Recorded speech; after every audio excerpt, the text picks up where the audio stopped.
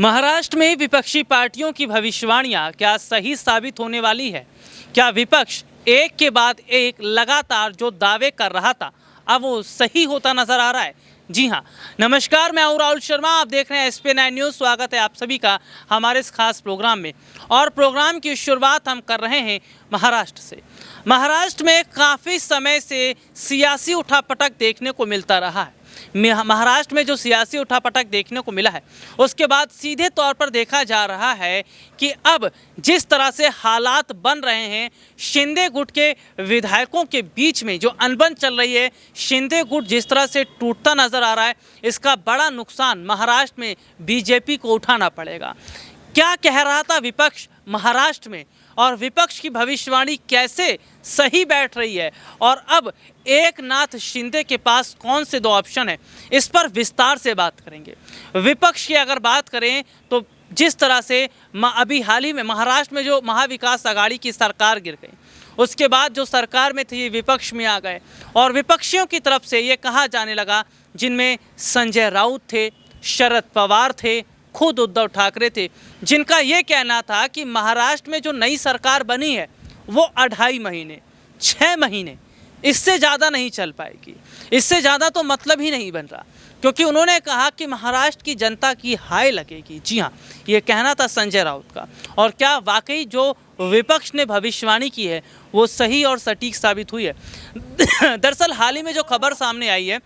वो सीधे तौर पर ये बता रही है कि जिस तरह के हालात बने, शिंदे गुट की अगर बात करें, देखिए हाल ही में मंत्रिमंडल का विस्तार हुआ है और जिस तरह से हमने देखा शिंदे गुट के कई विधायकों को मंत्री पद की जगह वो नहीं मिल पाई जो जगह उन्हें चाहिए थी। और ऐसे में जिस तरह से शिंदे गुट के जो विधायक हैं उनका जो चिट्ठी का पूरा मामला सामने आया और देखने को ये मिला कि सीधे सीधे तौर पर, जी हाँ, सीधे सीधे तौर पर उस चिट्ठी से पूरे महाराष्ट्र में बवाल मच गया, जिसमें शिंदे गुट के विधायकों ने उद्धव ठाकरे की जमकर तारीफ की। सवाल खड़ा होने लगा कि क्या वाकई महाराष्ट्र में टूट रही है नई सरकार? शिंदे गुट के विधायक टूट रहे हैं और शिंदे गुट के विधायकों का टूटना ये बीजेपी के लिए शुभ संकेत नहीं है, क्योंकि अभी इन्हें बिहार में बहुत बड़ा झटका लगा है। बिहार में जिस तरह से बीजेपी और जेडीयू का गठबंधन टूटा है, ये जख्म अभी बीजेपी के लिए हरा है और ऐसे में महाराष्ट्र का भी जख्म अगर लग जाता है तो समझिए बीजेपी के लिए बहुत मुश्किल हो जाएगी, क्योंकि बीजेपी नेताओं के आंखों से अभी आंसू थम नहीं रहे, क्योंकि बिहार में ना ये लोग घर के रहे हैं ना घाट के। RCP सिंह को जिस तरह से मोहरा बनाकर खेलने की कोशिश की, नीतीश कुमार ने उस मोहरे को ही अलग कर दिया और ऐसे में RJD के साथ हाथ मिला लिया। तो यहाँ पर यह देखा जा रहा है कि महाराष्ट्र में जिस तरह से इस वक्त स्थिति बनी है वो ये है कि एकनाथ शिंदे अगर सत्ता तक पहुँचे, अगर मुख्यमंत्री कुर्सी उन्हें मिली, तो उन्हीं विधायकों के बल पर, जिन विधायकों की वजह से उन्होंने बीजेपी का दामन थामा, अगर यही विधायक अलग हो जाएंगे शिंदे गुट से, बीजेपी से और शिवसेना की तरफ चले जाएंगे तो बहुत मुश्किल होती नजर आएगी। सीधे तौर पर देखा जा रहा है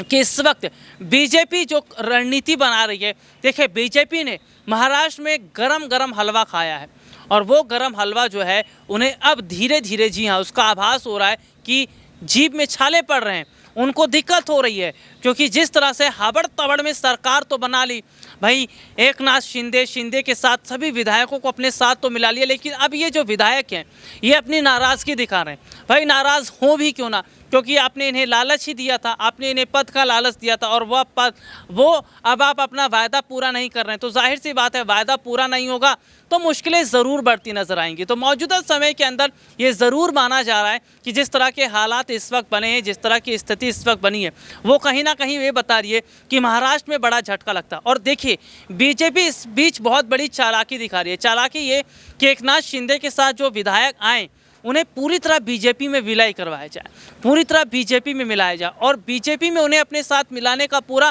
प्लान तैयार कर लिया था। तो यहाँ पर देखा जा रहा है कि जिस तरह नीतीश के साथ खेला करने की कोशिश की गई बिहार में, वही खेला एकनाथ शिंदे के साथ हो सकता है अगर एकनाथ शिंदे वक्त रहते नहीं संभल पाते। देखिए यहाँ पर ये देखा जा रहा है कि लगातार उद्धव ठाकरे की तरफ से कहा जा रहा है कि बीजेपी ने एकनाथ शिंदे को लॉलीपॉप दिया है, कुछ समय के लिए मुख्यमंत्री पद पर बैठे हैं, लेकिन उन्हें ये नहीं पता कि बीजेपी अब उन्हें हैंडल कर रही है। अगर शिंदे एकनाथ जो है वो मुख्यमंत्री पद पर बैठे हैं तो अपनी मर्जी से काम नहीं कर पाएंगे,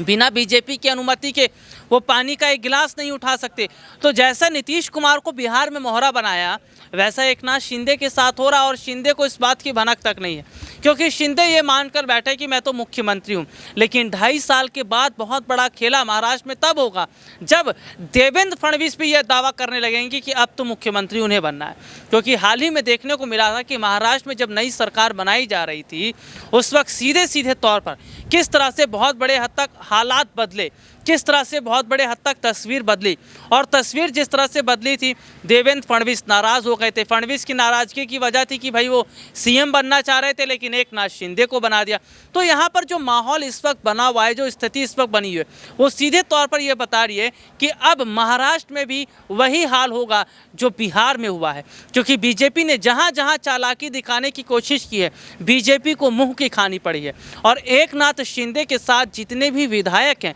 आज वो जिस तरह से अलग होते नजर आ रहे हैं, आज वो जिस तरह से अलग रणनीति बना रहे हैं, ये सीधे सीधे तौर पर देखा जा रहा है कि क्या वाकई बहुत बड़े हद तक बदलाव हो रहा है, क्या वाकई बहुत बड़े हद तक महाराष्ट्र में तस्वीर भी बदलने वाली है। देखिए इस वक्त अगर हम देखें महाराष्ट्र में कांग्रेस के विधायक उनके पास हैं, और इसके बाद शरद पवार की जो विधायक है उनकी पार्टी एनसीपी उनके पास है। अगर विधायक टूटे थे तो वो शिवसेना के टूटे थे, और ऐसे में शिवसेना लगातार कोशिश कर रही कि कम से कम अपने विधायकों को तो लाया जाए। क्योंकि शिंदे गुट में बहुत सारे ऐसे विधायक हैं जो लगातार ये कहते रहे हैं कि भाई उद्धव ठाकरे का अपमान हम नहीं सहेंगे, भले ही हमने पाला बदल लिया हो लेकिन ठाकरे का अपमान सहना अब हमारे बस की बात नहीं है। तो ऐसे में सीधे तौर पर देखा जा रहा है कि उद्धव ठाकरे का अपमान जिस तरह से किया जा रहा था, शायद अब इसका बड़ा नुकसान इन्हें शिंदे को उठाना पड़ेगा, शायद इसका बड़ा नुकसान बीजेपी को उठाना पड़ेगा। क्योंकि मौजूदा समय में बिहार में जिस तरह से हम देख रहे हैं कि जो हालात बन रहे हैं वो बीजेपी के स्तर के ऊपर से चला जाता नजर आ रहा है, बीजेपी के ऊपर से निकल रहा है, और आने वाले वक्त में इसका बहुत बड़ा खामियाजा जो है वो ज़रूर पार्टी को उठाना पड़ेगा। आज के लिए इतना ही, आपसे फिर दोबारा मुलाकात होगी, तब तक के लिए इजाज़त दीजिए, नमस्कार।